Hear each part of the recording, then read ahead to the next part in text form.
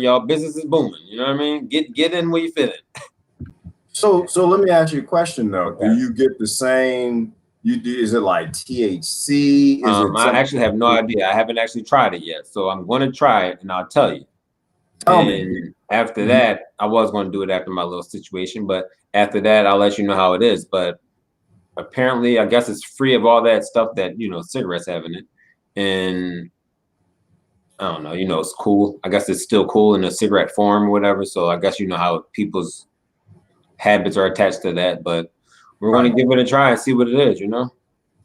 I know what's big here is the flowers, the hemp flowers. Like Okay. they're selling hemp flowers now, like they sell cannabis flowers. So Oh wow, really? I imagine you get some. Like you don't have the THC, so I don't think you probably get much of a high. Okay. But the THC high is only part of it. And that's the thing that I think a lot of people don't realize. Yeah. It's all those different cannabinoids your body's getting. It's releasing endorphins. It's making you feel great in Right. addition to the high. So I think what they talk about, like the medicinal properties. Right. Well, you're getting medicinal. Your body's rewarding you, right? It's like when you eat strawberries, your body sends you this hit and you get this high feeling because your body wants you to eat more of it. Yeah, right. Because the cannabinoids and are in hemp as well, just in a smaller percentage. Smoking a flower, yeah, you'll get a good feeling from it, but perhaps you didn't. Right. So yeah, go ahead and do it and let me I'm gonna let you know. I'm gonna let you know. You know what I mean? See what that's about. That's awesome though. That can be the people that were trying to quit smoking nicotine, cigarettes, and stuff. They could probably use this as a replacement, and work their way away from that nicotine. I don't know how much of a replacement it's going to be because that's really internal, like it's connected to your mind. The cigarettes I'm talking about. But yeah, so give that a try. Hemp cigarettes, y'all. Right, hemp cigarettes. We're doing a slow opening. We're gonna get started. The first thing y'all need to do, though, all right, I'm gonna share it. Y'all need to go watch Ice Cube's message to the Democrat Party because we need to talk about that. I don't think I can show it here, but we want to try to hit that for a minute. But anyway, this is Brother Chris Lewis. I am Gerard. We're gonna talk about "Let Me Out the Car, Dude," because that's what Ice Cube just did. He basically said, like, look, bro, I ain't doing this no more. Y'all faking the funk. You know, I was heading this way. If y'all get the representation from the movie, what's the name of the movie again? What, his movie? Ride Along? Let me out the car. No, let me out the car. No, he got in the car. Yeah, he got because they killed Ricky. They got in the car. Boys in the Hood. Boys in the Hood. And basically, Ice Cube, to me, I think he just stepped off the plantation. He was like, y'all can go to hell. Like, he said, I just listened to 4 days worth of y'all, yin, yang, yow, you, same stuff, blah, blah, blah, blah. All I heard was get Trump out, get Trump out, get Trump out. You ain't gonna do nothing for us. Y'all can go to hell. I think that man just ended his career. He just turned on the plantation and he said the right thing. I don't, the whole flavor with the let's just do stuff for the black people stuff. I'm not down with that. I think you got to do it for everybody, or nobody, or not enough people going to go for it, so it's not going to happen. Okay. So I think if you is get off the plantation, y'all ain't gonna do nothing for us. You got a very solid, passionate message that could become. Yeah, and it was, and it's real because it's like I think that this is what black people do in general is like speak to black people. You know what I mean? And I think deep down inside, they behind all that shit that they got right in front of their face, they do care about doing it for all people. You know what I'm saying? But I feel as though like Ice Cube and just people in general speak about black folks to black folks. You know what I'm saying? To separate themselves when it comes to the thinking and things they need to do. But ultimately, I think is because the upliftment of black folks is contributing to the upliftment of the entire society. You know what I'm saying? So it's like we have to do it together. But hey, y'all, we gotta wake up. I guess the message because it's like he can't say that to white folks because white folks ain't dealing with the same shit that black folks are dealing with, even though we are in this shit together. You know what I mean? So it's like we do have to be mindful that it's for everybody. You know what I mean? It's not just for your favorite people or your the labels. You know what I'm saying? I don't like doing the labels. Yeah, what thing? How I feel about them damn labels. Yeah, I think most people have figured out the game, right? Okay. The game is this. This is not checkers. This is chess, right? Ice Cube has a certain audience. He speaks to those people in the way he needs to speak to them. Right. There's certain dots you got to connect, right? There's certain things you got to see between the cracks to get lower. And to the same thing, I mean, I don't want to put he and Alex Jones in the same category, but to a degree, he's got his audience, right? He's going to speak specifically to his audience the way he can, how he can, which is most effective. The audience are the ones who have the real power. They're the ones who have to say, okay, I hear what you're saying. You're talking to me. Do the math. There's no way that we're going to do it this way and those people are going to be okay with it. There's no way we're going to do this and they're going to be okay with it because everything in society is highly controlled. And you take from that, that this is a solid message, but I have to figure out how do I get this implemented. And it's not going to get implemented unless everybody goes. But look, I just posted it on YouTube and Facebook. We're going to talk about the Ice Cube thing in a minute. We're kind of just rambling on because I want everybody to watch it real quick so you know exactly what we're talking about. Yeah. So anyway, what you been up to? Let's give him a few more minutes. What you been up to, man? I ain't talked to you in a minute. Just taking it easy, staying out the way. You know what I mean? Trying to stay away from the corona crazies, you know what I'm saying, or COVID crazies. That's really what it comes down to, because it's like I'm really frustrated with how we're operating as a society right now, and it's really just sick when it's like I'm trying to elevate basically, and I still gotta be a part of the system of operations to get by, to go along, whatever, but. Every day it's like it takes a toll on you. I feel like I don't want to say I'm mentally drained, but it's just like I'm mentally fatigued dealing with the same shit over and over and over again with people in society, especially when it comes to fear. Like fear, we're supposed to be, I don't want to say like, strengthening each other. We're supposed to be strengthening each other. We're not supposed to be passing on the negativity or the hate or all that other dysfunctional. We're supposed to be trying to strengthen each other up, and we're living in a society full of broken people, all these broken individuals, all running around, all amongst us, broken, heartbroken, systematically broken, mentally broken, physically, all types of broken. You understand what I'm saying? And now we're making their situation even more worse with this crazy fear. Live your life in fear. Live your life in fear. And it's like, you can't do this shit. And I'm to the point where it's like, fuck it. People just die. Like, fuck it. We can't live like this. So we're going to have to deal with people just dying. You know what I mean? To go on and it ain't going to be normal no more. That's what I don't care because I can adjust. We have the ability to adapt. So, I'm ready to adapt. But it's not going to be normal anymore. But it's not going to be normal for the better. You understand? Like they're painting the picture, it's going to be normal for the better because everybody's practicing health. And we care about each other. We care about you, Chris. That's what, I don't do it for me. I do it for you. Don't you get it? Don't you get it? So now, this is election season. So now the two are supposed to go hand in hand. Do you care about people or do you care? Are you just faking and fraud? You know what I mean? So now if you care about people's health, shouldn't you care about their mental health as well? I mean, although we're saying that people ain't dying off, like I guess they're dying from COVID. Like, how people make it seem like it's such extreme deaths are happening from this COVID stuff. And it's like, we've never experienced extreme types of deaths before in our lives. But all right.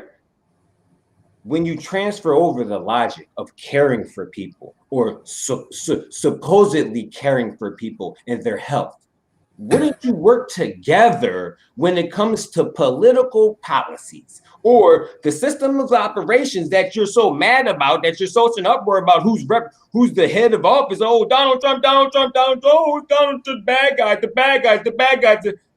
Wouldn't you be trying to work together with the people on the other side because you're so concerned about them in terms of their health? So shouldn't you be concerned about their mental health as well? If you were serious about your children engagements with these. So now it's like people have gotten into this funk. I call it a funk. They've gotten into this funk where they're throwing around all these fake ass feelings. you know, and the fake feelings come from being programmed in such a society that's just built on dysfunction. You know, this society that we're living in, people don't want to admit it, it was built on dysfunction. So all the dysfunctional shit that we see going on all around us, it is rooted in the way that this society in America was built. You know, it's the culture of, I was talking to somebody today, right? And it's just so, I don't know if it was just a wild moment. For me, it was a wild moment. For the person I was talking with, they could care less because, you know, I was trying to elevate on my own rhythm and vibration. But I said, you can tell a lot about a people by their food. You understand what I'm saying? You can tell a lot about a people, a type of people, a tribe of people by their food. You know, because I went to this Indian spot and got some Indian food. I said, yo, this stuff hit my soul. You know what I mean? It hit my soul how good it was. You feel me? Because I don't really get this type of food, and you don't get this type of stuff in American culturized food. So I was thinking about it, and I said, American culture, the food that Americans eat is ass. It's not cooked with love. It's not made really with love. You know what I mean? It's not made to touch the soul. And I said that's typically how the people in their society are made as well. We're not built and raised up to touch the souls of one another. You know what I mean? We're not built to share and care for what people through and through at the core. You know what I mean? We're not built like that. We're built very weak and disorderly. You know what I mean? So it's like when it comes to dealing with people on an everyday basis, especially now with the coronavirus and COVID crazy shit, it is fatiguing.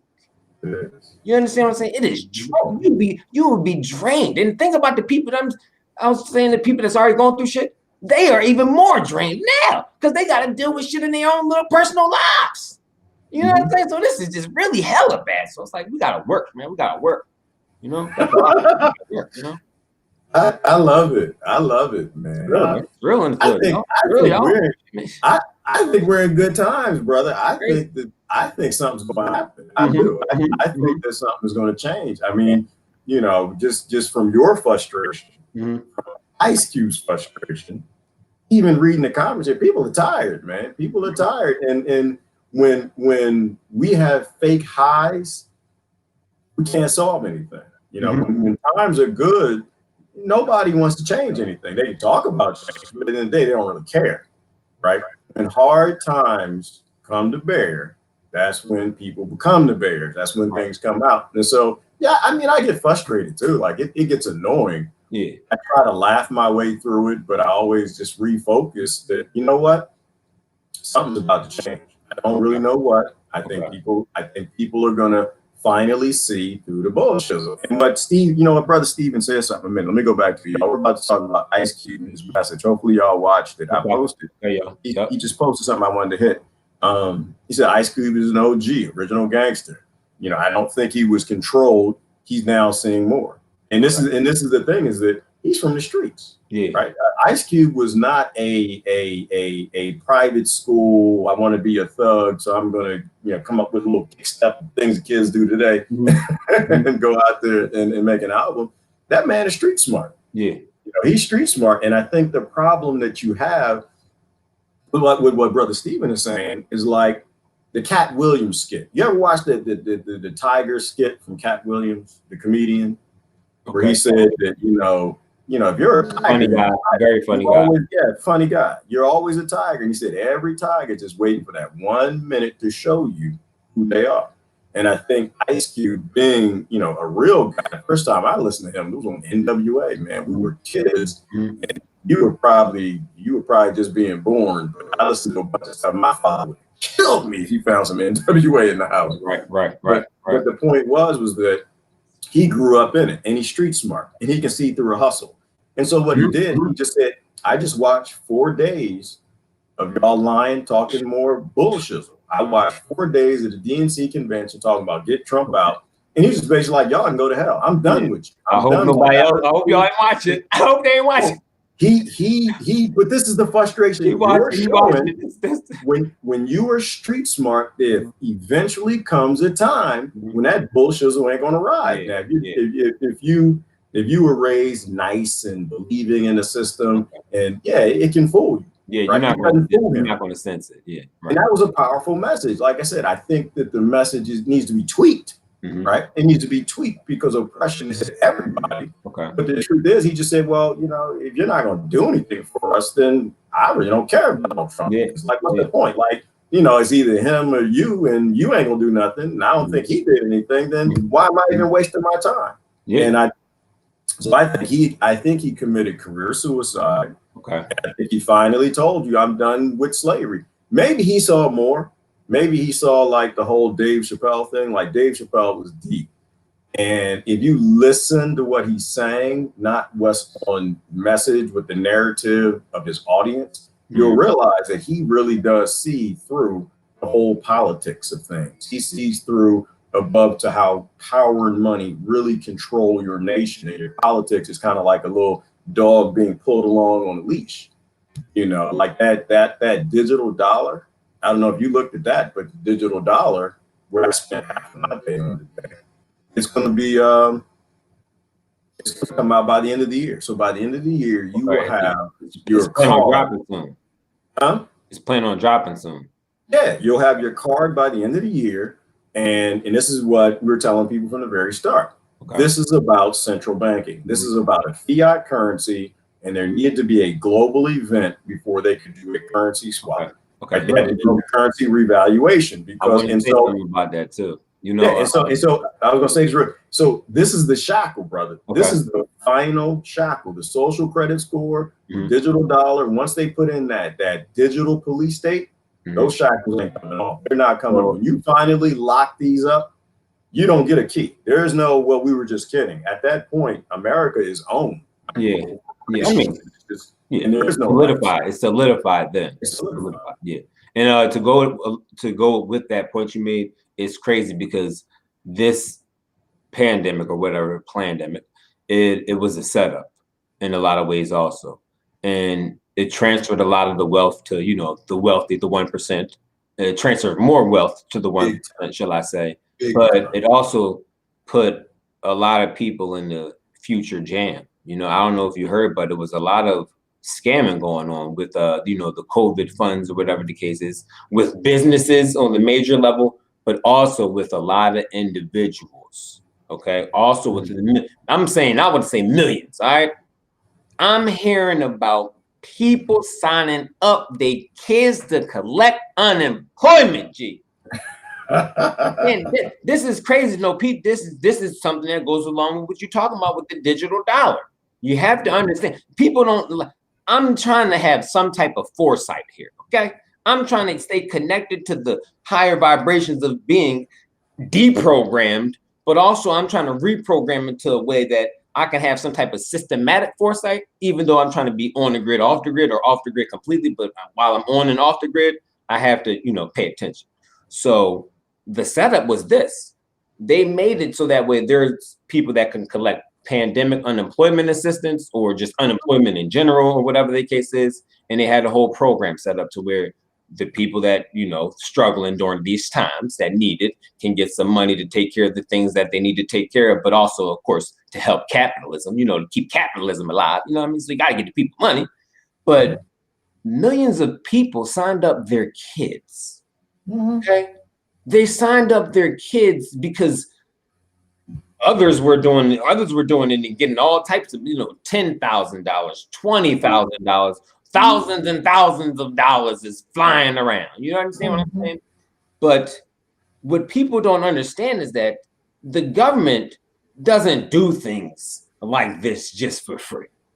And the government doesn't do things like this just as no kind of dumb fool. No, yeah, we're gonna just let people get it. We're giving away money yet. Make sure you sign your kids up too, because it's free. It's free money going around. Free money. Now the digital dollar is being set to drop later on this year. Yes, sir. And the system that they're really trying to set up, which is also connected to 5G and the fast speeds and everything that they need, because they need the speeds to calculate and, you know, confirm your access. It's about access, G. Your access is going to be denied because you set yourself up financially when when it comes time to have digital access or whatever access you need, you're going to be denied because of the fraudulence that you've carried on with during this time. You know what I mean? So it's like, if you did what you did, please have done it, I would say, within the lines of, not putting yourself out there. But a lot of people have set their children up.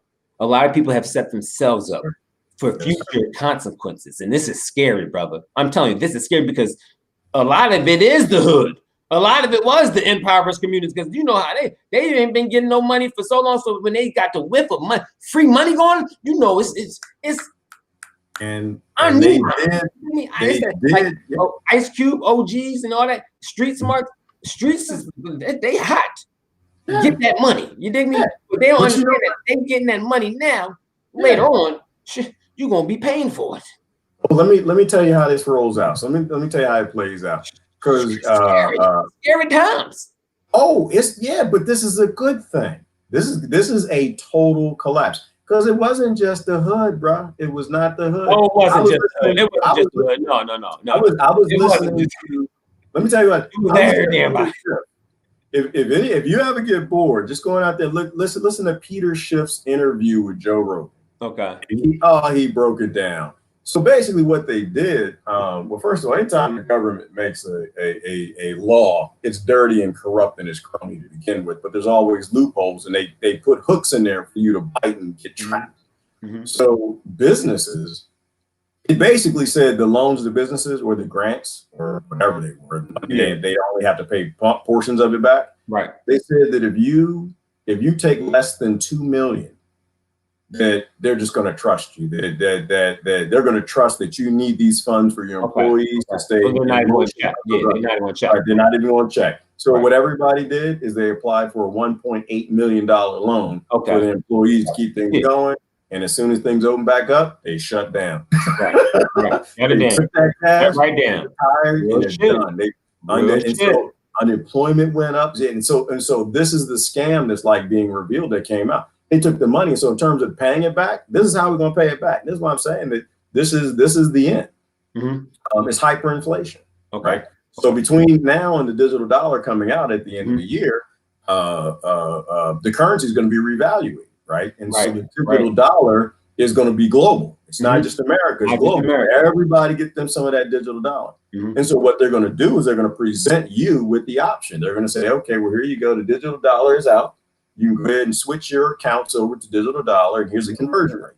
We're going to give you 70% on the dollar for the digital dollar. Right. Yep. So you're going to lose 30%. You're going to lose 30% of your money going to digital dollar. And that's if you convert on day one. Right. And this is how global bankers reevaluate the currency. This is all this IMF cronyism scam nonsense. Right. And then what they'll say, you're like, oh, well, people aren't going to do it. They're not going to go for that. You work your whole life. You're retired, blah, blah, blah. Yeah. No, well, because it's a global scam, right? Nigeria is going to be sitting there watching. Like, wait a minute, you mean to tell me the Americans aren't going to trade their money? So if I trade in my Nigerian, or I forgot which nation, where they spend like $1 billion just for a sandwich because of hyperinflation in their country. Okay. So they'll get a better conversion rate if they go first, like you will. Yeah. And so what they'll say is that countries go first, and then the other countries will be looking like, wait, we need to join in because we're missing out on the. We're going to miss out on the highest rates. Right. So as the year goes on and more countries come onto the digital dollar and everybody's going to be racing to get in it, your value is going to go down. So it's going to go from 70 to 69, 68, 50, 40. And so people will rush to get what they can initially. And you're basically it's a looting operation. Yeah. And this and it's your money. It's our money. Right. Well, and this is the whole point. Like you literally you're gonna pay it back because you didn't get it from the government. You got it from international trillionaire families and billionaires. They want that money back and they want the interest. Right. And they're basically gonna break the back of America. So if they do a hyperinflation between now and the end of the year, then when they do that valuation to move your money over to the digital dollar, your retirement, it might be 50%. It might be 40%. We're all sitting back. And this is why I love how he started out his talk. He said, what do you know? So somewhere in the beginning, I want to listen to it, but I think that we probably can't because he's a big name in the copyrights. But he basically said, they just gave $4 trillion to their friends. They just gave $4 trillion to their friends. And they gave you pennies. They gave you a tax credit. Right? These people could give you what you wanted tomorrow. Anything. They just prove to you that they can give you what you wanted tomorrow. You know, and so they basically sat here for 4 days and told you nothing about nothing other than get Trump out. And they ain't never done it. They haven't done it yet. And they could do it day one, but they didn't even mention the fact that they're going to bail, you know, the American people out. They just bail their friends out. Right. So I think Ice Cube, he nailed it home. Now, if we could just get people to buy into his point that why do you care? Like, why do you care? I don't care. I don't care if Trump wins. It doesn't mean nothing to me. Daffy Duck could win. I don't give a damn. But you're not going to get me cheering a system because, like we talk about, it has nothing to do with the president. This is a system of oppression, systematic operations. Right. And that's what people, like you were saying about his point, you think he needs to be more elaborate when he talks about like the specific people. It needs to be everybody. You know, he needs to elaborate to where he's saying like we all need to make them, you know what I mean, do what they're supposed to do. But it's like we're not going to be able to do any of that if we can't actually communicate together. So it's like you have our message has to be connected to engagement with the diversity of the people. You know, it can't be connected to we have to gang up against these people because they're ganging up against us, because there's nobody, those people aren't really ganging up against y'all as you think. It's the goons that's operating this corporate entity that's ganging up against everybody. You know what I'm saying? And this is something that's not understood because it's not taught in schools.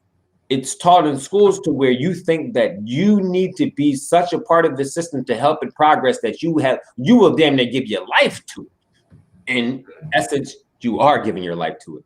We're giving our lives, or millions and millions of people are giving their lives to further along this system of operations and the takeover of their lives. You understand? People don't really understand it, you know, because they have, I guess, you know, I will call them amenities, certain amenities, like, oh, I can freely practice my religion. So I should agree with the government and thank the government for letting me do that. I can freely dress however I want. I can do this however I want. Oh, I could be, not to diss anybody, I can be LGBT or Q and all that. You know what I mean? Not to diss anybody, because I can be anybody I want in America. So I'm going to help this system destroy the lives of people around the world, but also really I'm helping to destroy my life, because you're not really living how you want to live. You're living how you want to live in the controlled environment, more or less. You know, your lifestyle has been controlled and narrated for you, damn near. You know, if you want to get this certain position, you have to go and be a part of this system in the way that you need to be a part of it in order to get that position. But what you're really doing is compromising everything that you are, you know, and everything that we are is love, I guess you could say. You know, I would like to say that, like, it starts with love. You know, people talk about love all the time, but it's not real love they're talking about. They're talking about the love that's been embedded in this current form of society. You know what I mean? That's the only love. You only see the love that is in your environment. You know what I'm saying? And that is a protected and reserved type of love, honestly. You know, and it's not real free-flowing love. It's protected and reserved. It's not love, it's fear. You know, people say, oh, I love you, I love. No, I really do love the world. You don't understand. God, I love people because God loved people. And it's like, you do these tricks and play your mind. No, I love people deep down inside. I really do love people, but it's America first. And it's like, that's delusional. You know what I'm saying? It's not America. Wired into who we are. You know, it's wired into us. It's not, you didn't make the program. Those trillionaires, I guess, billionaires, trillionaires, whatever, they don't even call themselves these things. They let you and I call them that because they don't even see themselves as that. They see themselves as rulers of the fucking world. You know what I mean? They're not counting their money up like, oh, I got this, I need this many more billions and I reached my goal. No, their goal is to dominate your life down to every last nook and cranny. It don't matter if you're black. It don't matter if you're white. It don't matter if you're straight. It don't matter if you're gay. It don't matter if you're a man. It don't matter if you're a woman. They want to navigate your life for you. And up to this point, they have done that successfully. If you observe what's going on in the world right now, you know what I mean? COVID, oh, COVID. I'm trusting the scientists. Chris, you need to trust the damn scientists of the system of operations that motherfucking hates me. Why would I trust anybody in the system of operations that hate me? No, I'm going to trust the wisdom that I've been given through my life experience. You understand what I'm saying? But also, I'm going to look to seek out individuals that will explain things and elaborate on things from a mind that is not connected to the societal narrative. You know what I'm saying? It has to be connected to no bias of, oh, it's Donald Trump versus the Democrats. So Donald Trump is wrong. Everything Donald Trump says about the virus is wrong because the Democrats got it all right. And it's like, no, that's not right. You have to have reason. You know, we have to elevate our ability to reason with the sorry state of information that we have, you know, because it's very, very sad, the information that we share. It's not connected to love. You know, it's connected to the dysfunction of hate and division and just all these negative things. And that's what our environments are going to produce. You know, that's the type of solutions that these politicians are going to produce. The same type of energy we're sharing around, that's the same type of energy that's going to be put into those policies. So you're saying that it's about unity. Oh, we need unity. We need unity. Democrats and liberals, we need unity. We need unity. We need unity. And then Biden's our man. Biden's our man. Oh, unity. We're doing it. Chris, don't you see, Chris? We're united. Chris, don't you see? We're united. We're trying to unite for the better. Don't you want this country to progress? Chris. That's not unity. That's hate. That's not unity at all, brother, sister. That's hate. You're saying that we need to be hate. I'm telling you, I'm fatigued. You know, I have to exit society for a little bit. I feel like, you know what I mean? At least I might have to go off the grid for a little bit. You know, to get my wellness back up. And then it's like, you got to raise a kid in this? God, I feel sorry for the parents that don't got time to just mentally refresh themselves. You know, I feel really sorry for those parents because there's a lot of them out there and they ain't got the quality time they need to refresh themselves from dealing with the craziness of the system of operations and then dealing with the damn crazy kids. You know, because you gotta save your kids from the program, G. This is work. You know, it is. You know what? I got to put a brother on blast real quick. Okay. Walton. I don't know if you saw him. He big time RIC guy, right? Big. All right, hold on. Keep talking, G. Keep talking. I'm gonna just go get my drink real quick. Hold on. Yeah, no. Then why am I keep talking? Did y'all hear that? Did y'all just hear what he just said? He said, "Keep talking. I'm gonna go get my drink." Can you? Oh, you can hear me. Oh, okay. I can hear you. I can hear you over there. Trash, man. I'm saying you told me to keep running my mouth. The LGG's gonna say something. I don't even care. I'm going to the kitchen real quick. I'm gonna get me some drink. Oh man, I'm listening. I can still hear you. No, this is what the brother said. No, he went. All right, listen. Robert Walton. If y'all don't know him, that man is a thug. That man is he out there in the streets. He definitely out there. He went to the BLM prayer boy because now everybody's fighting right now. All the poor people who don't own any land, they all fighting. He said they all fight each other. They're fighting each other for what each other doesn't have. He went to one of them and he tried to tell. He took a megaphone. This is what he said. He said, "There's only one enemy: a transnational billionaire class that wants a civil war, so we don't fight them." Yeah. There's only one enemy: a transnational billionaire class that wants a civil war, so we don't fight them. And of course, then he had to run and get in his truck real quick because hey, them brothers got bear spray now. They ain't playing. They got paint. He's out there damn near. He out there. Listen. Oh, that's what we need more of though, because he's on the ground. See, that's love. You understand what I'm saying? That's love. More people like that.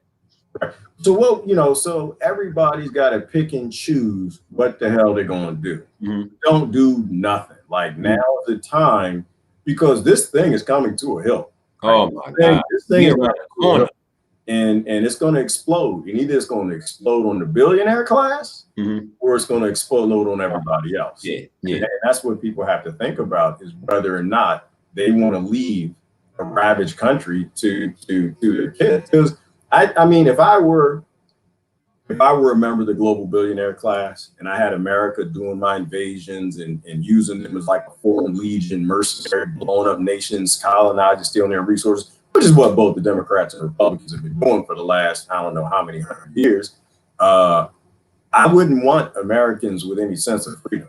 Like I think when things get too good, people don't want to go to war. Last couple of wars, we've been balking, right? We haven't gone for the stealing the lithium from where was that? Venezuela was one. We balked at the Syrian war, and we balked at the other war.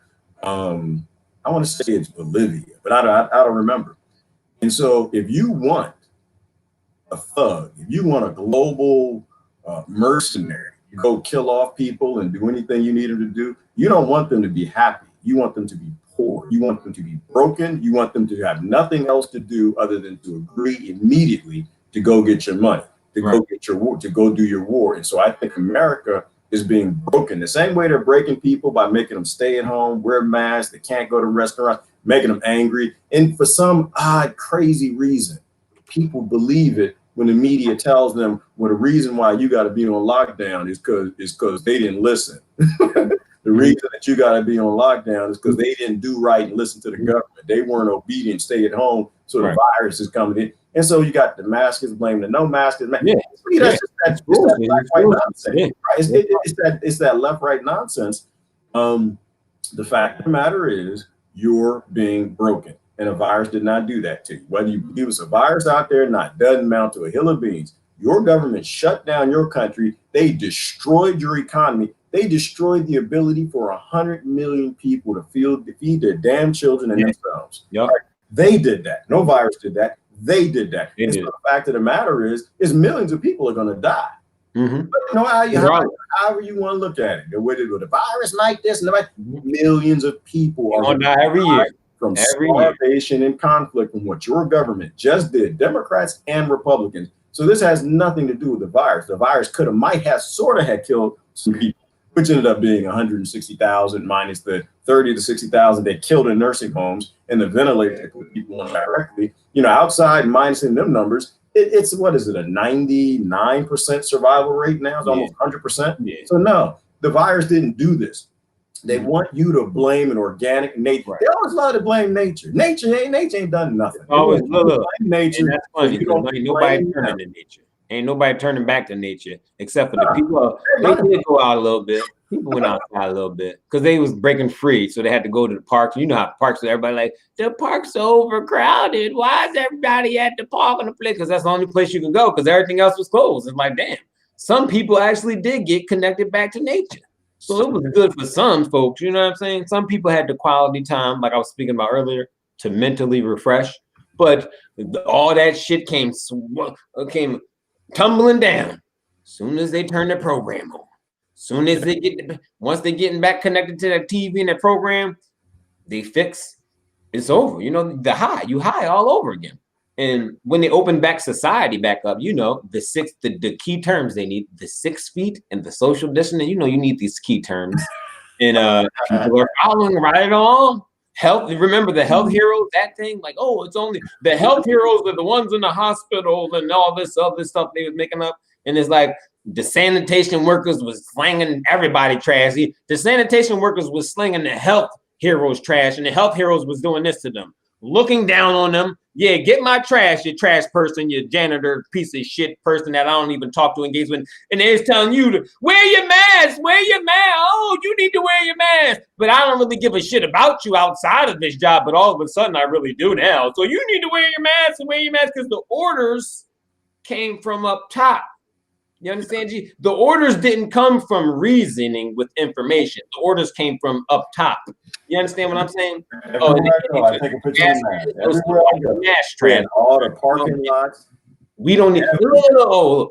For the sake of health and people in the environment, we should see a lot more healthy habits from all these mask Nazis. I call them the mask Nazis. Everybody throwing around Nazis and all this stuff, and that people are Nazis all of a sudden now. It's like weird. But the mask Nazis, they need to be practicing the most healthiest habits to save the environment and all the people in it. You eating Snicker bars for breakfast, and I'm hurting grandmama eating my smoothies. I'm providing herd immunity. I ain't got sick in over 15 years. Grandmama's safe with me. I go ahead and get the virus. I build herd immunity. But you eat bagels telling me I need to wear a mask to protect grandma. Right. You need to go to the grocery store, find that organic section, or go find the seed section at the garden shop, grow you some food, and stop being so some seeds. Yeah. Grandma, you're the one that's killing grandma. You dig me? You dig what I'm saying? You ain't doing nothing. You ain't doing none of this stuff. You want me to do your homework. So you want me to do this so you can keep eating McDonald's for breakfast, lunch, and dinner, and you think that you helping grandma. You think they doing like they're gonna help grandma. When I was a kid, we used to have a saying, Trigger, is you crazy? I can't say the real word. Trigger, you was crazy. Say the real word. Say something else. No, I can't, bro. I can't. I try. Try and keep it what you evolve, man.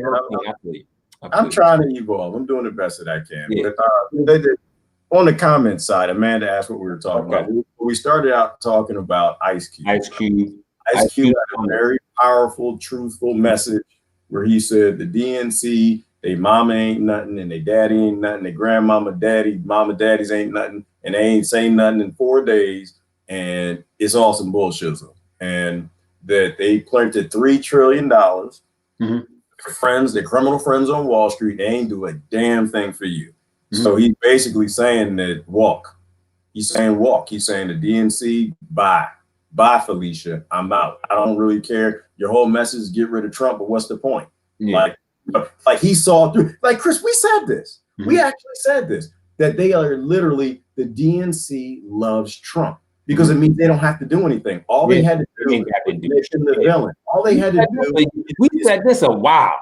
We've been saying it a while, man. They love him because they can stay do shit if they want to stay. They don't have to do nothing. All they had to do was make him responsible for racism, mass crime. Every last thing that happened. What else? What did he do? He did Russia and he did China and he did a few other things, and he broke down Stonehenge and he stole some jewels from somebody somewhere, and their grandmama down at the pyramid. All they basically said the whole world is broken because of Trump. So the answer for everything is get Trump out. Get him out of office first. Right, because he's street smart. He saw through the bullshit, and he said, "No, you made this about you being reelected. We don't really care if you got a job. We ain't got jobs. We don't have the ability." And I'm paraphrasing for Ice Cube a little bit, and I do that for people sometimes. But what he basically said is, "Y'all got jobs. We don't have jobs. So basically, you just want us to give you a job. You want us to get rid of Trump so you can have a job." Mm-hmm. And he just basically said, "You can go to hell. I really don't care. You don't have a plan. You obviously showed up and gave 4 days of speeches and didn't say a damn thing other than you like your job and you want your job working for the corrupt billionaires that run the world. No, bye." Think about this as well. The as far as the elections goes, you know, we don't never hear the narrative being talked about how corrupt the elections are and how corrupt the process of the primary process is. Completely corrupt. But we don't hear many voters actually talking about this at all. And it's very, very saddening because, one, they want you to support their team or whatever the case is, but they're not going to seek to make sure that that team is operating in the most, or operating with integrity and transparency through and through. And when it comes to elections, this is something that really, really matters, because you want to know that I guess you're not getting what you paid for, but you want to know that you're participating in something that's really beneficial to the energy and time that you're spending on it, you know, because you spend a lot of time and energy into the vote when you're turning on the TV every day and listening to the narrator, you know, the narrator from up top to tell you how to think. You know, you're spending quality time on politics, and we don't have many outlets or avenues that we can spend quality time in a nutritious environment, you know, where we're actually engaging and thinking with reason, but with also, you know, we're conscious about our purpose, but also our connection to the purpose of others, you know. And we don't see many entities, we don't see many organizations that are speaking about that, you know, because everything's a gang. Oh, it's Black Lives Matter. Oh, it's the Proud Guys Matter. Oh, it's All Lives Matter. Oh, it's the LGBT matters more. And all these groups are divided, but they're politically, operationally united. You know, it doesn't matter what side. It doesn't matter if you're a Donald Trump supporter. It doesn't matter if you're a liberal supporter. You're operationally united. That's what people still haven't understood. That you're spending the same damn money. Right. The system.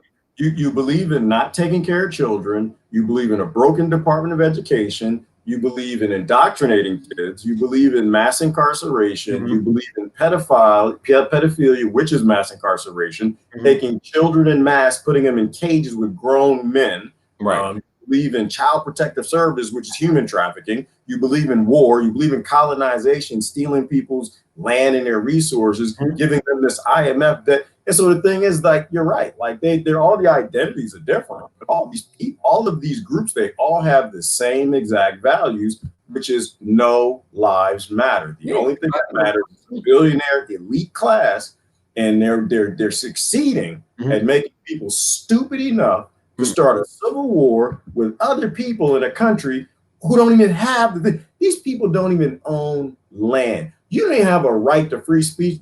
Chris, you don't even have a right to go outside without a face diaper on. You don't even have that right. Why would you fight with somebody else? Tell me why, man. I'm telling people why every day. Every day I come across these adults, I'm telling them, and they hate me for it. I say it's so fake. It's all fake. You lying. They hear that. They say, Chris, no, it's real, Chris. My feelings are real. Then you can't tell me no, your feelings is fake. Because your feelings was programmed into you by the ones that own all the shit up top. They don't want you to have a mind to think for yourself. So they program these feelings. Donald Trump, the feelings about Donald Trump, they ain't even real.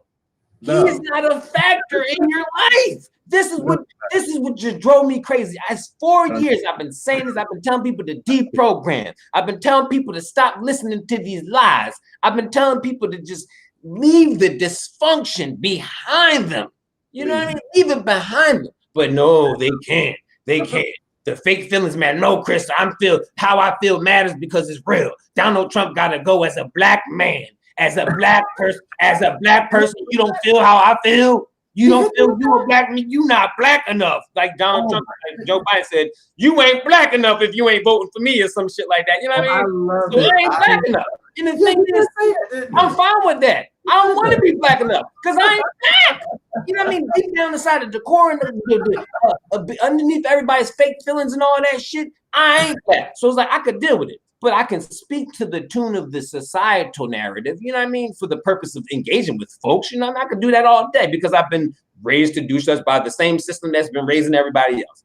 But the thing is, I maybe have gotten a little seasoned. You know, so I've been seasoned by my experiences in the system, and many people haven't been seasoned. They still have lived a bland life. And when you live a bland life, you'll follow the bland narratives. And the bland narratives tell you to comply. So, you know, American culture is built on making sure they keep people bland. So they have an education system that raises you to be bland. They have to go through college that you see, this is the trick. You got all these accomplishments and achievements and all this shit, but truly, when it comes to your thinking, this is the trick. This is where it changes. This is what changes everything in the world right here. Your thinking is bland. It's not seasoned because we don't live in environments that are full of people that are engaging with the right type of love and energy and purpose. We live with people that are obviously, because this is what it is, that are engaging based on their operational identity. And you have to understand that. You can't be your operational identity outside of the system. When you go to work, all right, be whoever you got to be, the fraud and get along, go to lunch. When you leave that motherfucker, put your mind back on. Start talking with the authority that you have as an individual outside of that system operational. You know what I mean? That operational identity. People haven't done that yet, Brother G. So now when it comes to being politically correct, you know, for the system, they doing that shit at home. You being politically correct with your fucking children when you need to be slaying them with truth. You being politically correct with your mama, your granddaughter, your sisters, your aunties, your uncles, and all these folks when you need to be smacking them upside the head with some damn truth. You sitting here, oh no, follow the narratives of everybody that the Democrats are throwing in front of your faces because they right. The Democrats, Chris, the Democrat. This is my folks all damn day. Chris, you don't know what you're talking about. And no, this is shit real, G. My grandmama, I made this shit about this last time. My grandmama said she was going to vote for Donald Trump. And then my family came rushing in. No, you can't do that. You can't, no, don't think for yourself or whatever. You know, because her programming has allowed her to see that, hey, Donald Trump isn't what they've been saying that he is. And I've seen it because I've been living 90 years and I've been seeing it differently. I don't think he's that guy that they're paying him to be. But my family, they are tuned into their program and they're saying that, hey, he is that guy that we're paying him to be. It's different programs. Everybody's working with different programs and they're all bland. You understand me? If there's no seasoning, because they don't want you to have a high authority of thought. When you have a high authority of thought, you'll be slaying demons left and right. And people are going to hate you because they don't want to know the truth. They don't want us to wake up into the fact that they got to do something about the shit. You have to move. You have to do something now. You can't keep doing shit the same way because you have to think about what you're doing and how it's actually aligning with the purpose of these billionaires. You know, your purpose is aligned with the purpose of the billionaires, but you don't know it. I had to do the Clone Wars background. Here, I did that. I did that for you. The Clone Wars background right there, because that's what it is. It's Clone Wars. God, G, I'm telling you, clones. And when I was doing some deep thinking about why are people just doing the same shit over and over again in elections, and because politics eating me up. And I'm like, it's because it's obvious. We've all been raised to be clones. And the ones that break free of it, they're called different terms, but they're all negative. They don't call the ones that break free positive things because they don't want more motherfuckers breaking free. Oh, they need you to do everything they need to label you, so that way the people around you will also label you these things. But in deep down inside, in tune with everything that's really functioning in the universal realm of things, these people are the ones we need to be looking to for reasoning, for thought. You know what I'm saying? Because we can't keep going back to that type of thought and logic that has brought us to this stage of destruction. You know, we have to seek to have a new thought. We have to seek to embrace, because it's an intimacy with life. You know, we have to seek to have a greater intimacy with life outside of that was given to us by the American culture. Because the American cultural intimacy we have leads us to following after the American dream, if you must. And this is something that we have to, this not a dream. It could be a dream for me, but the way that I have to work for it to be a dream for me is going to make it a nightmare for somebody else. And people don't realize that. You're connected to someone else's nightmare. Your dream, all your dreams that you're living out and the things that you fulfilling your life with is connected to somebody else's nightmare. Worldwide.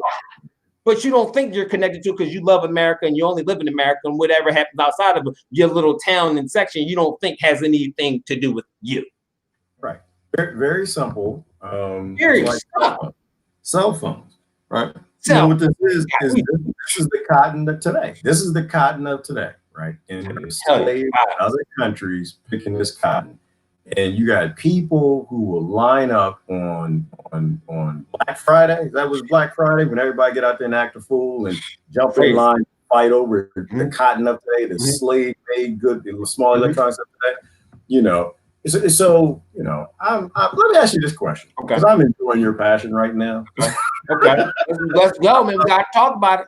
What will the clones say to Ice Cube's message? If y'all have not heard it, I posted the link in the beginning, or just go out and do a quick search and come back. It's well worth it. That man in 3 minutes told you the DNC is full of bullshit, and he basically didn't care if Donald Trump won because you don't actually have a plan. What do you think with the clones? Is that going to wake some of the clones up, or the clones are going to eviscerate him and say, we ain't going to watch Ice Cube movies no more? You're a sellout. No, they don't care. Ice Cube is not a factor to them at all. Ice Cube is an afterthought. I'm telling you, this is how the clones are narrow-minded. Anybody who's not in the field of narration of the program is not going to be seen. And that's how it is. Like, you can, and this, you know how I know this? Because of Bernie Sanders. I know this no more than because of Bernie Sanders. And Bernie Sanders was mainstream. He got mainstream, and you couldn't deny the shit he was saying. It was on point. You feel what I'm saying? But you see how controlled opposition is. But you see how the narration is controlling the way that people act. So Bernie Sanders was on the mainstream level, and he was saying the shit that Ice Cube was saying. Yo, don't trust, make them earn the motherfucking vote. No, hold them feet to the fire and do all this shit. The Democratic Party is corrupt. He was saying it he said it both elections. And then went back to supporting him after saying all this, whatever. But let's focus on what he was saying. Yeah. He was Obama said it. And Trump said it though. And Trump, you know how it is when Trump, anything Trump says as positive is negative. And that's kind of fucked up because, well, that's how people approach anything. He can say the best. He can say some shit that was on point with 100% accuracy. 100% accuracy. And these motherfuckers will make it negative. I'm just telling you, this was scary. You can't. But that's where we are. This is well-educated folks, man. This is what using me up. It's like, you went to college for what?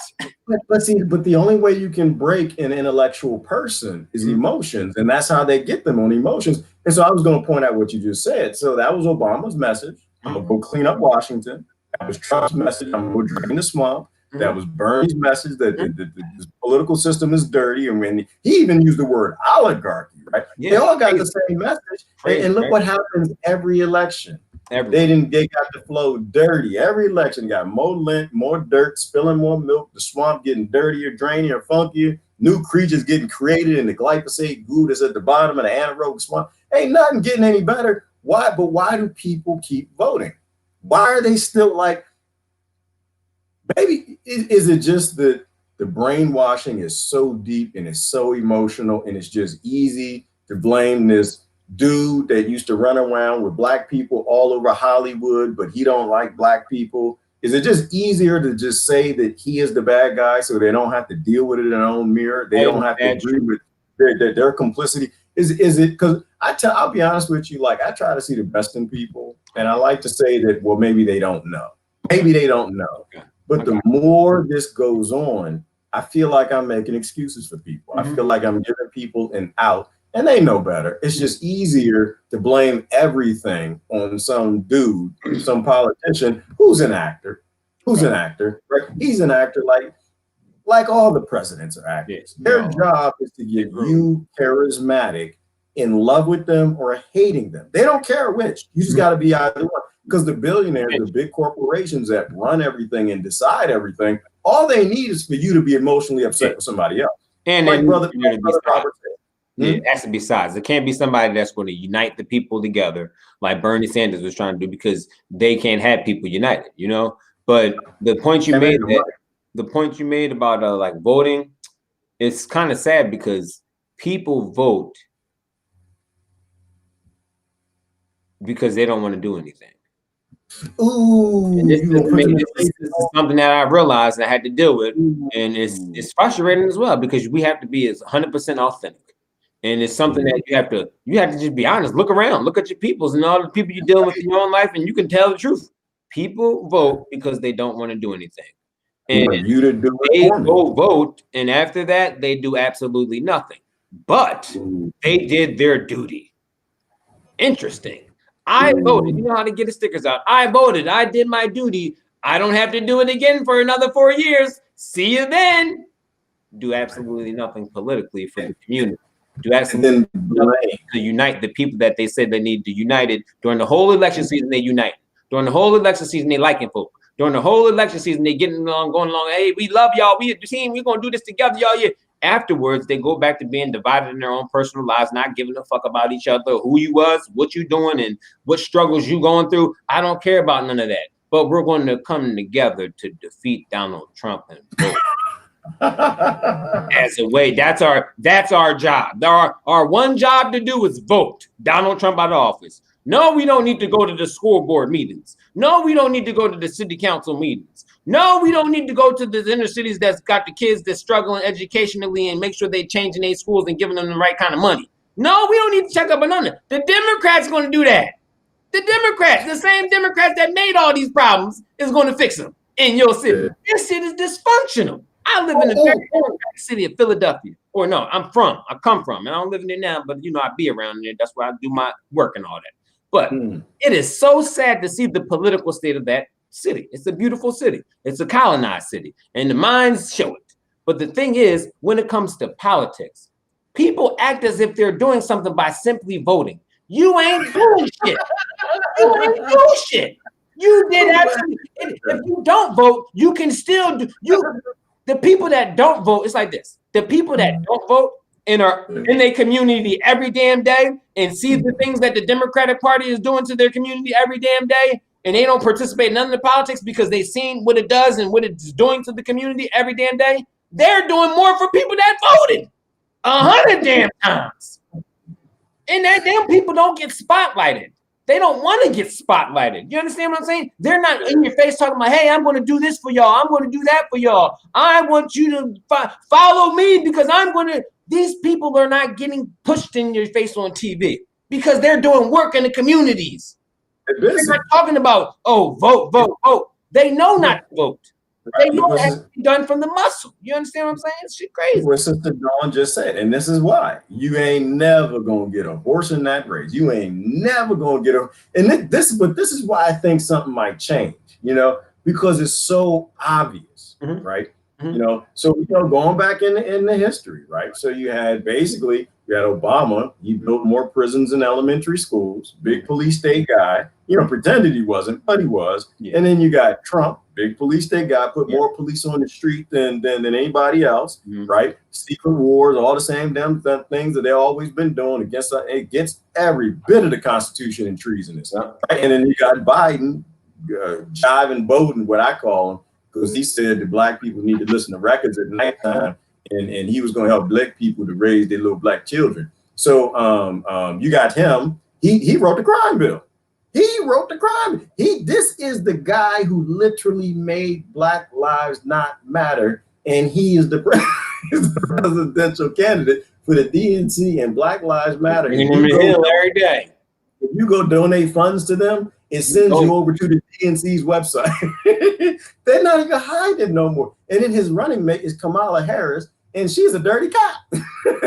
Why do people protest? I forgot who said that. And then there was another great meme where it basically said, like, Donald Trump been in office for 4 years and Pelosi been in office for 40 or 400, 4,000. I forgot how long that woman had been there. Nothing. And so I was in a good discussion with somebody today, or a conversation, and it was just basically like, you find it kind of odd that the people in Congress and the Senate and all, they all just sit there all the damn time. They're all there forever. Their butt is just got fungus growing like in these people's masks, just attaching them to the bottom of them damn chairs. They're always there. And then every 4 years, they get a president that they blame everything on. Every 4 years. Because it was the Republicans on the other side. Obama done did everything. He did this, that, boop, up. And this time, it's Trump done did this, didn't do that, did that, did that. He caused the virus. He made the virus. He got a petri dish, went home, made the virus, put some cuckoo with the bat and something about a bird or something, put it in there, made the virus and spread. And they blame the new guy. It's almost like the job of the president right now, or for a long time, is just be the fall guy for the bullshits what they do with the big corporations that they get the lobbyist checks from.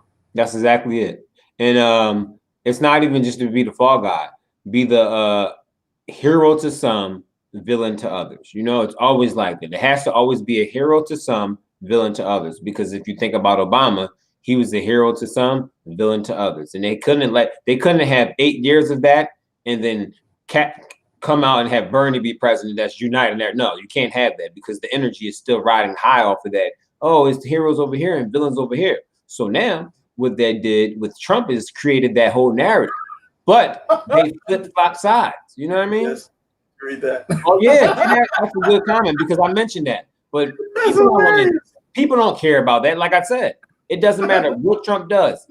They don't see any truth in it. You know what I mean? There's no truth to that at all. Trump didn't do that. No, Trump didn't do that. They'll say that. He's fighting better. Listen, this whole Trump fighting pedophile stuff, I love people to death. I do. I really do. I love, but their brains, and I don't understand. So the whole system of operations of America has been human trafficking from day one. Yeah, day one. And if you want to try to convince me that the same, because we all know who Donald Trump is, right? Let's be real for a minute. Let's take all the bullshit out. We all grew up around a kid who had all the toys. We grew up around a kid who always had the privilege. We grew up around a kid that always got good grades in school because daddy or mommy or some of their family was lining the pockets. We all grew up around a kid in college having the kegger parties and all, that kid who's just, his whole way was paid, right? Abusing women and children and you talking down to you. Like both of these guys, we know who these guys are. The super privileged dudes that make white privilege look like nothing. I hate that word, but just for the sake of argument, like if anybody is literally in the dictionary. Let's say, and I hate the word because to me it's racist, but say you flip the dictionary open and you go to white privilege, like a person that just doesn't supposedly care, the white privilege that most of our white friends ain't never seen, ain't never come to visit them on Christmas time. And you open the book, somebody who looked down on everybody, and that's Donald Trump. That doesn't mean he's a bad guy. It means that's how he was raised. And it's Biden. Right. Yep. And it's Biden. These guys have looked down on you, your grandmama, everybody you know their whole damn life. They got a head in lines in every line they went to. They paid for their grades. They treated your family like trash from the very beginning. Nobody is fooled by him. They just hate each other. And this is how I talk to people. Like, just be honest. Don't bullshit with me. First of all, I don't vote. So don't even think that, you know, what you say is going to affect me in any way. The bottom line is these dudes have looked down on common folk from the beginning of their lives, and they've had that silver spoon tucked neatly between them cheeks. There is no fighting of secret pedophilia in America, right? Our number one business is Child Protective Services. Our number one expenditure on the budget above war. The only thing that we love more than war and blowing up nations, grandmamas, women, children, and babies, stealing everything they got.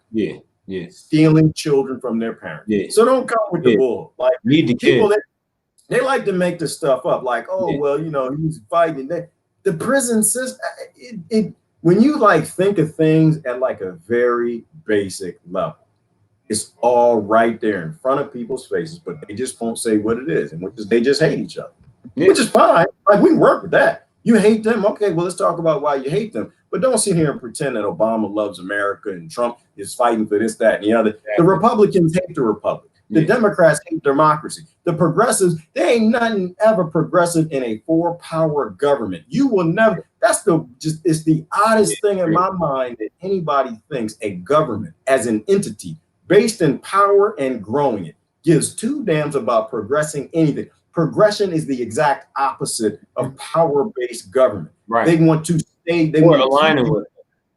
I was labeled myself when I did the labels. I was labeling myself as a progressive. You know what I'm saying? Because I was only doing it for the fact that it's like the policies, I guess I believed them was more progressive than the ones that. But even when I realized breaking down the terms that ain't really shit progressive about trying to fight for really oppressing everybody. You know what I mean? It don't matter what you look like, they oppressing your ass. And it doesn't matter what you look like, they telling you to fight the people that look different than you. You know what I'm saying? So it's like they crafting the people, and then they're crafting the narratives. You know what I'm saying? So they crafted every type of people there is in this country, damn near. You know, not they, but you know, the narrators or the control people that has been at the head, the families at the head of control of many of the modernized countries in the world. They've crafted the narrative of their citizens. You know, the narrative is it's much of the same, but a little bit different culturally. You know, all these different countries, like whether it's the United Kingdom and United States, you might want to say a couple other European countries, but they've crafted all the individuals within these countries. The realities for the Black people, the white people, the woman, the men has been crafted for you. You know, because women used to be aligned with the earth and the elements, but now in 2020, you got to get your ass in the office.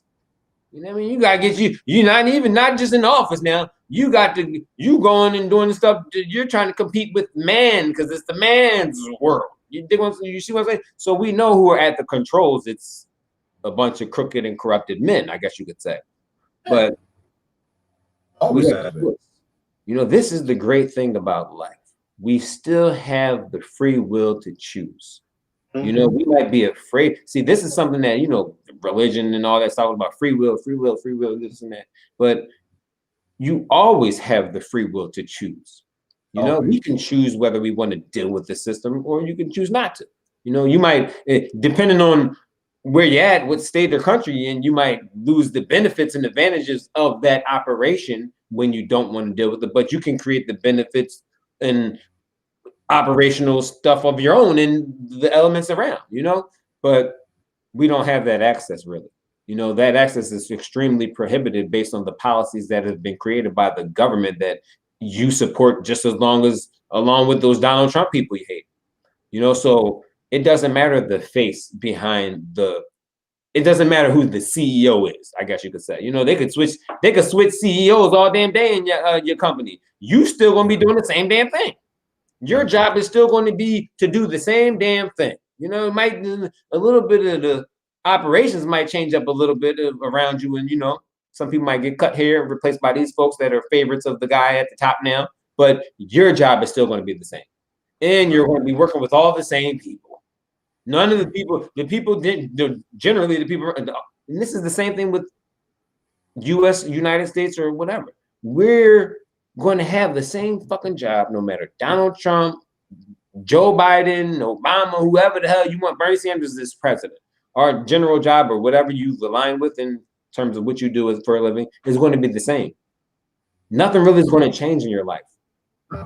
The stuff that's going to change is the switching of hand. The controls are going to be the money and the resources and all this stuff is going to change hands because they're going to put their buddies in here. They're going to put their buddies, remove Donald Trump's buddies, and they're going to replace it with Joe Biden's buddies. They're not your buddies. They're not my buddies. They're not our folks. They're not anybody who these people, like you said, Brother G, like Brother G just said, they're not people that even want to deal with us on a regular everyday basis. They don't want to deal with you.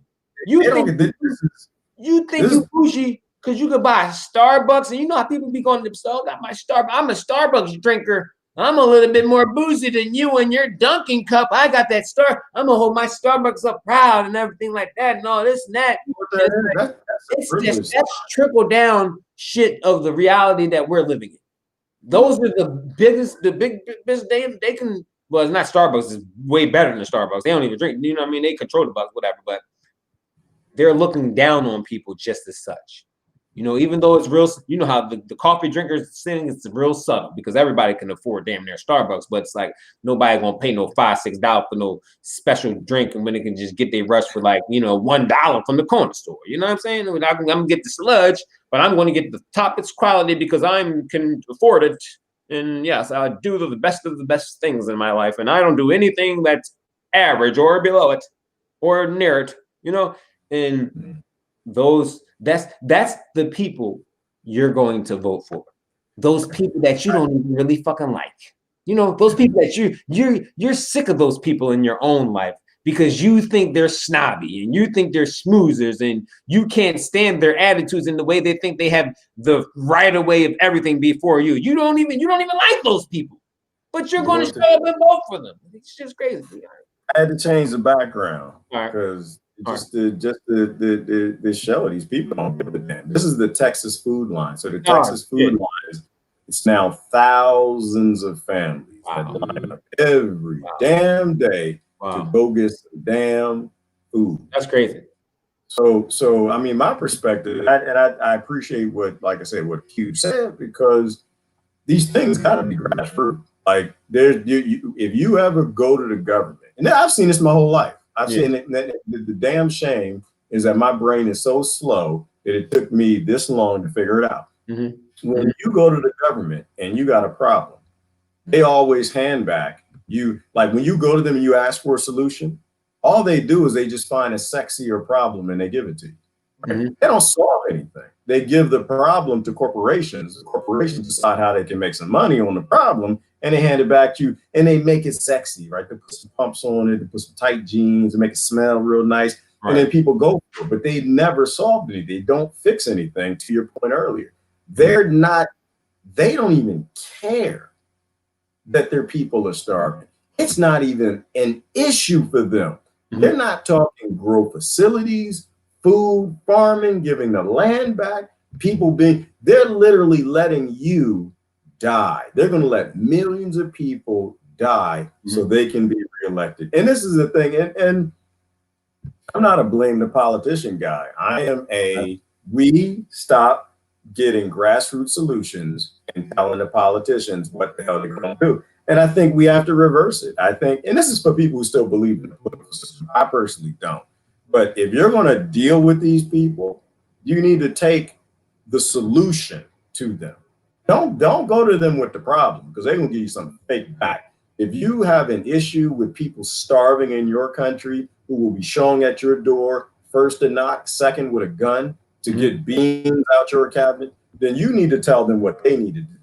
Don't sit back and say, oh, well, I'm going to listen to Biden's plan. Biden doesn't know you. Biden ain't never even been to your neighborhood. Biden doesn't even know your problems. Biden doesn't even care. Neither does Trump. You need to go to him and say, listen, this is what you need to do. I understand. I watched this brown dude on the internet, and he said that if you divide up the Americans, everybody should have 16 acres. And then we want our land back. We decided that don't nobody in America actually own land, that the banks own it. And if you don't pay them the taxes, then they're going to take the land back. So Americans don't own land. So the first thing I need you to do, if you want me to vote for you or any damn body, is you need to give us the land back. I think you need to figure out for yourself, if you believe in the political system, what the solution needs to be. And you go to them and say, hey, you want my vote? This is what you need to do. No, but we got some plans. And I didn't ask you. Did I ask you what the plans were? It's like me, Chris, telling you what you need in your life. I haven't been to your house. I don't know. I see you and Carter, but I don't really know what's going on. I don't know what y'all need. And it's like me saying, well, Chris, this is what I'm going to do for you. Like, nah, G. You want to sit down and listen. If you want my support, you want to listen to what I got to tell you. Right. And if other people, that resonates with them, then you might get some other votes. So we got to flip the script. Like, if they're your employee, right? If these politicians actually work for you, I know that they don't. I read the Act of 1871. I read the Washington, D.C. Act, the Federal Reserve Act. I like to read the laws. I know that they don't work for you. Okay. I know that you have say. But if you think that they work for you and you think that you still have say, then you go take them what you need in your community and you let them tell you no. And then you'll finally understand. Or maybe I'm wrong. Maybe they'll actually do it. Maybe they will give the land back to the Americans. Maybe they will give the Americans free water. Maybe they'll take the glyphosate out your food, your water. Maybe they'll take out the things that suppress your immune system as they pretend that they're worried about a global pandemic that's going to kill everybody. Like, imagine, Chris, they done gave $50 billion to pharmaceutical industries to make a cure. And the pharmaceutical industries refuse to make a cure that's going to kill them, you, all the customers, and everybody on the damn planet if they don't make it. And they refuse to make it unless they make a profit. They refuse to make it unless they have no indemnity for all of these things. If the frontline doctors got on TV and told everybody, if you take hydroxychloroquine, because you can't even say it on television on the thing now without them deleting videos. You mean to tell me that the frontline doctors who have been dealing with hundreds of patients of this pandemic that's supposed to kill everybody, and they get on television and they tell everybody, all the other doctors, what they need to do to save these people's lives? And the first response of all the big tech companies is to delete that video everywhere existed on the internet. Come on, man. That's not a global pandemic. You're a fool. You're a over believing, naive person. There is nothing that scares that government. The only thing that scares that government is Black Lives Together. Black Lives Matter, get together with White Lives Matter, get together with Blue Lives Matter, and actually figure out that don't nobody's life matter at all to these damn people who will let children by the thousands line up in a car to go get some beans in Texas. This is a damn shame. And sadly, that's not going to happen as long as people are being nourished by these entities. And when you become where you get your nourishment from. So it's like right now, the DNC is nourishing a bunch of people, and the Republicans, well, Donald Trump may be nourishing a bunch of people, and the Republican people is nourishing. Everybody's getting their nourishment from these sources that are seeking to destroy their mind or their ability to reason, but not only their ability to reason, but they're implanting a code inside of the mind to where you fear people that you should be actually engaging in loving, and it's sad because we fear the very people that we need to work with to get through this. You understand what I'm saying? And this is something that's across the spectrum. Even on all sides, you can look at whatever side it is. People fear those that they need to actually work with to get through this. I don't think they fear them, bro. I don't think they fear them. I think it's different. I'm viewing it a different way. I think they don't fear them. like, why would the left not talk to the right? Why would the right not talk to the left in an obvious time that the country is being collapsed and millions of people are going to die? I don't think it's fear. Okay. I think what you said earlier, I think it's hate. I don't think it's fear. I think it's hate. I think that people have drank every last damn drop of the Kool-Aid that convinced them that people that they don't know, people that they've never met, hate them. And that the only way to deal with other people that hate them is to hate them back. And I appreciate Fred, I always mess his name, from Chicago, Black Panther. Fred Hampton, right? Fred Hampton. Yep. Brother who said that, he wanted to work with the Klan. So he tried out the whole Black Panther thing and he realized hate fighting, hate doesn't work. And he realized the system is learning as he went. You feel me? He was only 21. He was only 21 and he realized that, damn it, I'm fighting myself. I'm basically creating my own enemy, that you can't fight fire with fire. The only way you fight hate is with love, right? You can't put out a fire with fire. All you do is create an inferno. You can't fight racism with racism. You can't fight racism with solidarity. And that's something that resonated with me, because I look at it like black folks be acting crazy. Talking about we got separated and this and that. And it's like, this ain't no separation mission no more. We off that wave. You feel me? We got to get off of that separation wave, because it's like, you're dealing with people that already want to be separated from you as their operational reality. The operational reality is people have the people at the top have made it so that the groups and categories that fit into the American makeup are separated based on operational reality. And that's where everybody says the man for, white privilege. That's where white privilege comes from. The operational reality was set up in the way that this group of people will have more benefits than this group of people. But the reality is never really talked to with the core at the root of what happened. The makeup of what happened in the realities were driven from slavery, the enslavement of many tribes, you know what I mean? Right. But this is something that is not resonating in the minds of people and how they operate today. So they go along with what the status quo is, and I guess you could say, play it safe, So they play it safe, and they are afraid to actually dig deeper, for the enrichment that comes from actually talking to the people that think differently than you, engaging with the people that live life differently. Because for me, it's beautiful to see all the different ways that people live life and function and do their thing out here in the world. And it shows how unique we are, but it's deeper on the individualistic level. We don't apply that individualistic level to how we think about certain groups of folks. We look at people as though the whole group, you know what I mean? And then we have our one or two friends, certain people have one or two friends that are their own source of who these people are, outside of the reality of the general makeup of everything. So now with the mainstream telling you that these, white Southerners, Donald Trump people are only one group of people, and they're all rednecks, not educated, they're not college educated, and this and that, and that's a fucking lie. Because there are many smart, collegiate, educated, keeping up and doing the same damn thing as liberals are doing that are Donald Trump supporters. But that's not how the mainstream media paints the picture. You understand what I'm saying? And there's a lot of rich folks, that just, got money or whatever the case is from a lot of stuff Donald Trump. But we have to understand that love is connected to the individual. We can't keep allowing these political identities or these governmental identities when it comes to African American, American, and all these other things dictate how we engage with people. You need to engage with people based on a different type of sight. You know what I mean? We need to engage with people in the soul level, on the soul, personal, right? Sphere. You know what I mean? On a more personal, and like a personal level, like deeply connected. It's like a relationship, you have with your woman, and you're giving her your all, and you're doing all these damn things because you just never met someone you love so much, and you're doing all. You damn near need to do that with everybody, but not in an intimate way, not in a physically, the sexually intimate way that you do that with your significant other, whatever the case is, but in a mentally intimate way. Because we're supposed to be passing around our enrichment. We're supposed to be passing around our love, our depth. We're supposed to be sharing our light, or they call it, you know how some light the light. You know, that's what the light within. We're supposed to be sharing our light with everybody.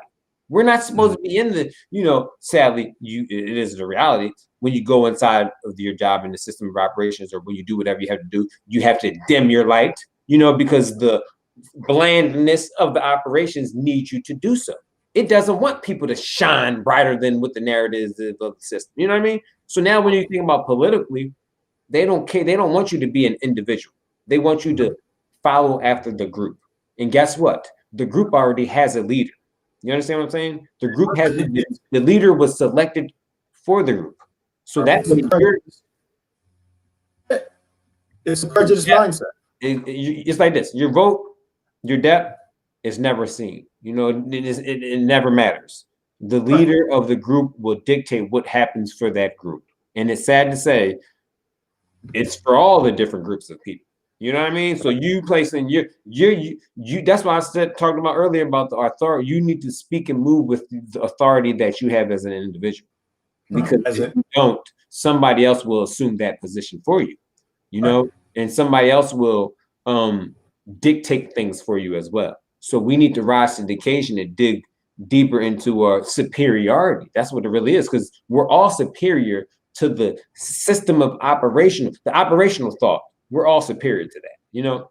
And a farming operation. I want to hit on a few. Yeah, I mean, you're confirming some of the things. The farm got a pharmacy. They got a definitely pharmacy. It's crazy. Ain't it so crazy?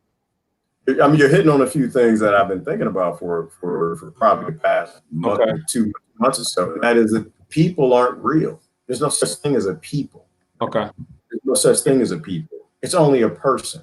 Right? Like, you know, people get lost when you say things, and I say things like, I'm not black. I'm not black. First of all, black is a beast. That's something that a slave master created. That's a label. I will not find any pride in giving legacy and homage to those who enslaved my people. That's insanity. Okay. So I'm a person, right? Ain't nobody had my experience. Ain't no black person out there that can speak for me for 2 minutes. Right? Nobody's been through what I've been in. Nobody's been through what Chris Lewis has been through. You know, I'm an American, but nobody can speak for the American people. Nobody knows what I've been through. No one knows the American experience that I had. And so, you know, confirming what you're saying, it's only valid. Love is only valid when you're dealing with persons. It's not valid for people. Everything generalizes prejudice. And so they get everybody in this prejudice mindset, and they think they're going to fight prejudice. And it's the same thing. You're not going to fight racism with racism. You're not going to fight tribalism with more tribalism. All you do is grow it. Right? And this is what politicians want. This is how they make money. They make money dividing people up into groups to treat them like livestock. Right. And that's the thing, is if they can convince you that you're a livestock in a pen, and they attach your intellect to an identity, then it means that they can control you because they give you a leader, and it means they can pull you around, or they can get you to go from cage to cage to cage to cage, and the individual loses no significance. You know, when I think people start thinking about how you're talking about, which is loving on a personal level, that's how you cure racism. That's how you literally resolve it, because people don't like you because they don't know you. That's it. People don't like you. You've never done nothing for them. People don't like you because just like you, they watch the TV, and they think you're like the people on TV, and they think you think they're like the people on TV. And those are people. It's not a person, right? When you get to know people, you get to know their kids, you show them love or even kindness, then you infect them. Yeah, it's infectious. It's infectious. Because that person, you forever break them. Right? Like that news player, I keep forgetting his name, Daryl something, where you know, he'd go to Klan meetings. The black dude, you know, he'd go to Klan meetings. Okay. And the problem that they had, the problem with him showing up to the Klan meetings, trying to get to know them, is because it means that he gave a damn. Yeah. It means that he wanted to know about them. And mind you, he had some weird thing where he was collecting Klan uniforms, but I think that he came to love some of the persons in that. And when they would leave the Klan, they give him the uniforms, which I can't address. I'm not even going to try to address it. But the point was, I didn't know the signs of things. He resolved racism in these people because he infected them. at one point in time, they thought that, well, all your people are like this. That's what people are like. But they got to know him and they were like, no, because Daryl's different. Daryl's a good guy. Daryl plays music. Yeah. Daryl shows up with my family, plays with my kids. And after a while, that racism can't stick because you've infected them, right? And it's a complete I've done something like that before. Right. And eventually they would leave the clan because, you know what, I can't do this. I mean, not Daryl is my friend. Daryl is my friend. And so if any politician that's fighting racism are out there loving racist people, any person that is taking on racism in any valid way is doing what people do who resolve it. They're getting out there and they're loving and they're getting to know, like Cynthia McKinney was another one, right? Cynthia McKinney, she fought racism. Got him right out of there. It was both. She'd get right out there. Our door, like, listen, hey, I know you don't like me, right, but you're a representative and I need to know what matters to you so I can make that happen. Right. And they voted for her. They liked her. They liked her because all she did was she gave a damn what she talked about. She wasn't about the bull shizzle. She actually did it. And so this is where maybe you know it's fear or it's hate, but maybe it's what you said earlier. Maybe it's both. It's both. I think it's both. Maybe, but maybe it's what you said before. It's just lazy, right? It's easier for me to talk about it, but then for me to go do it. Then maybe there's some cowardness there, but it's just easier. Like it's easier just to pull a lever and say, I did my duty. I got to do that. Now I go back. You did your job. You know, you can say that you did your job. Yeah. And you can tell people, hey, I voted. So now when they say about talking about doing stuff, Chris, you ain't vote, so you ain't do shit. You see what I'm saying? That's it. That's wow. Oh, okay. Oh, excuse me. Excuse me, honey. You went and voted. Oh, you vote for Biden? Okay, then. You vote for Biden? You voted Donald Trump out, didn't you now? You did now. I'm like, damn. Don't be mad at me because I ain't entertaining that shit no more. You know what I mean? I'm going to make it prove of the point to me. I voted, Chris. What you do? What you do? Instead of talking and complaining and shit, all this and that. And it's like, damn, man, I'm trying to wake your mind up. You know what I mean? I'm trying to spark the flame inside of your damn mind. You love Joe Biden. You love Joe Biden and everything he's saying. Though Joe Biden's saying all the right things. But Chris, you ain't saying nothing but bullshit. Joe Biden, this is real, G. White people entitled no matter what. It's sad living in the liberal side. I need to move to down south. I need to go to the Trump meetings or something. I might get some more change of pace. You know what I mean? I need to change of pace. Because I'm tired of dealing with these liberals the way they think. It's like, damn, you tell me that I ain't said Joe Biden is your guy. All right, go ahead, man. Sure. Do your damn thing, you know? What boggles my mind. Hold on, brother G. Give me 5 minutes.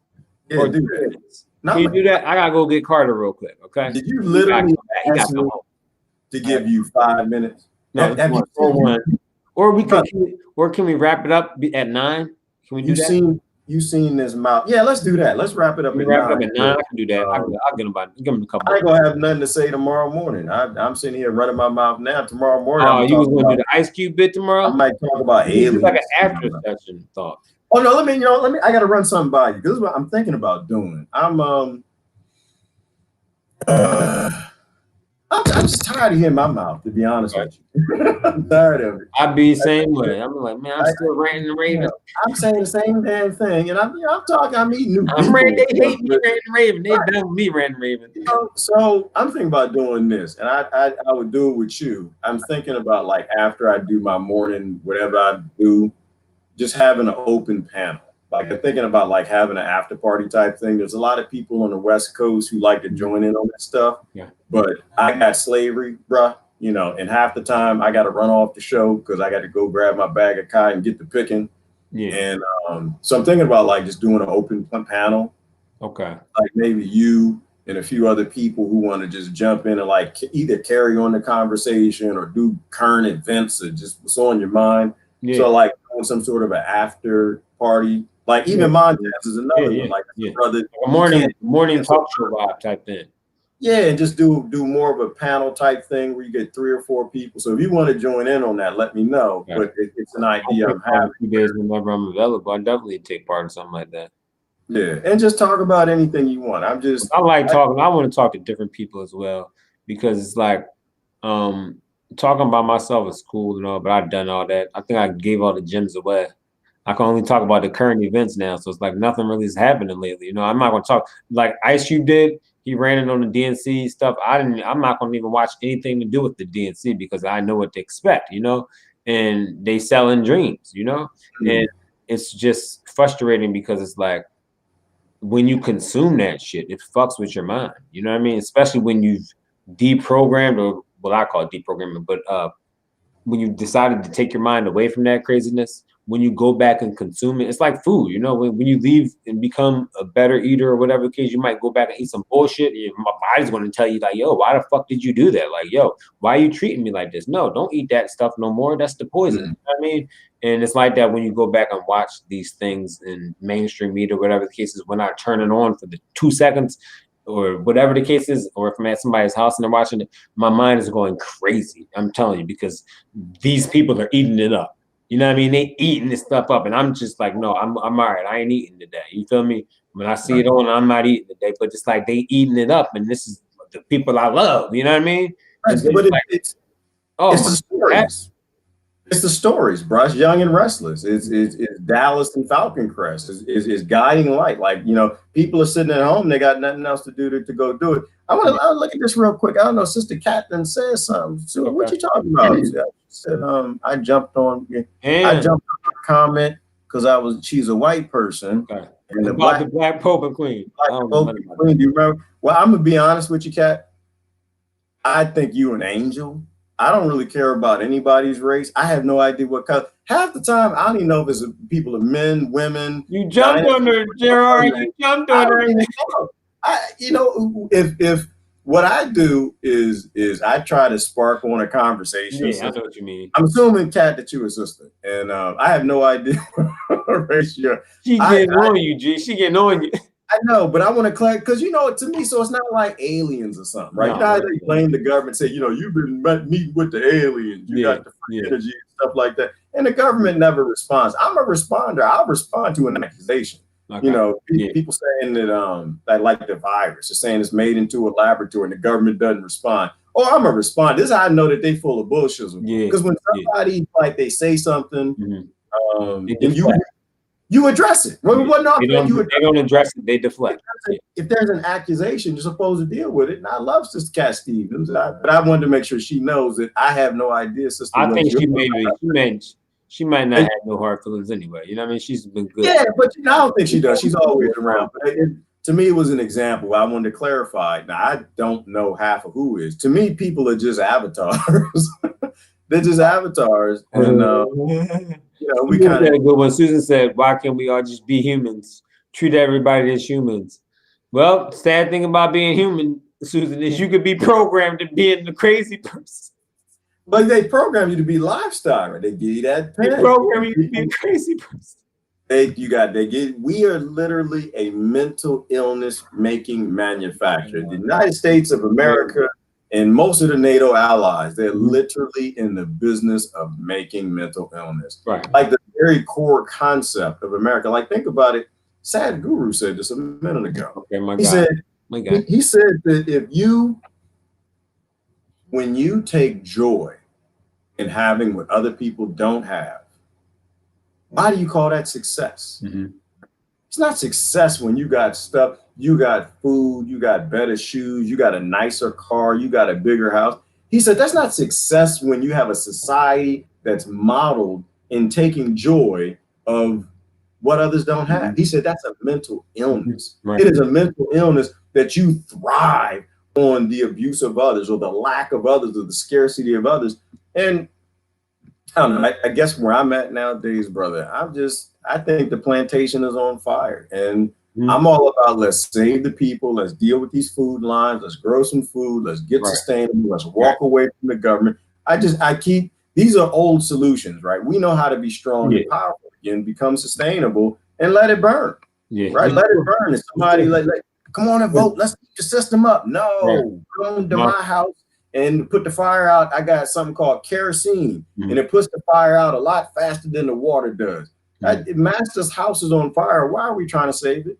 All we need to do is save the people. Save the people, not to find a house. But that's like you saying, like you gotta elevate nature way. You know what I mean?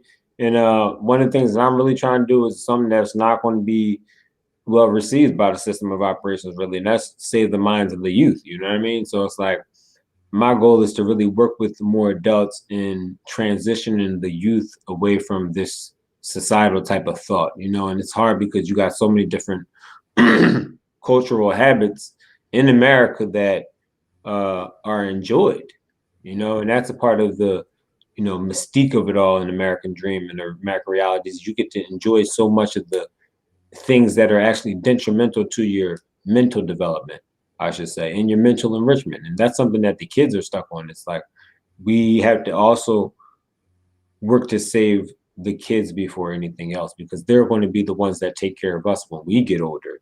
And they're going to be the ones that are, you know, generally doing all the work in the operational realities of whatever society we have going forward, you know, at the turn of whatever happens at this one. But we just have to make it a multifaceted or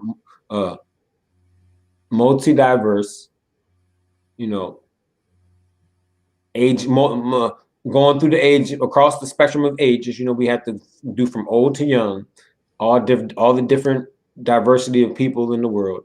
We have to come together in a way that is going to lead, I don't want to say an army or whatever the case is, but lead a body of people in a direction of upliftment, you know, and this is universal upliftment. This is not just some shit to say that it's going to be an American thing. We got to do America first because the world, we're not doing good enough in America. So we have to fix America. We have to fix it, man. We have to know, we're losing. No, that's fake. We have to work together to enrich ourselves in the thought, so that way we can do the right things together in our activity. You know what I mean? So it's like, it's going to take a lot of people coming together. It's going to take a lot of people preaching about coming together outside of United States politics. Okay, this is what you have to understand. It doesn't have to be inside of United States politics. Like everybody thinks, oh, it's got to be, but no. The families work together outside of the political operations. They come up and talk and they meet and they get their agenda straight. They put their money together. You understand what I'm saying? Then they go and get their levers in the system of operations, you know, by paying off the politicians here, paying off the politicians there, but they're paying off politicians on both sides. Example, Donald Trump. He was paying off politicians on both sides, playing the game as the game was meant to be played.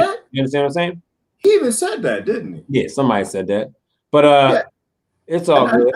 I know you got to run. I'm gonna add this. You got the last point, and that is just simply that I mean, it is for the kids, and to me, it's not necessarily so much. And I'm pretty sure you agree with this. Is that it's not that they're the ones taking care of us, but because that's our job. That's our job. Like our job is the children.